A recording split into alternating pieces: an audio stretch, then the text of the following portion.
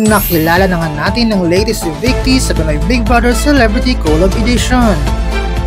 Ngayong gabi nga ay nagdesisyon na nga ang taong bayan at ang evictee nga ay walang iba kundi sina Charlie and Kira o ang Chakira. Dahil sa baba ng botong nakuha nila, sila nga ang latest evictee ng Pinoy Big Brother Celebrity Collab Edition. At dahil dito nga, tuloy na nga nilang nilisan ang bahay ni Kuya. Kayo, agree ba kayo na sila ang napaalis sa second eviction night ng Pinoy Big Brother Celebrity Collab Edition? For more videos, just don't forget to like, share, and comment, and don't forget to subscribe!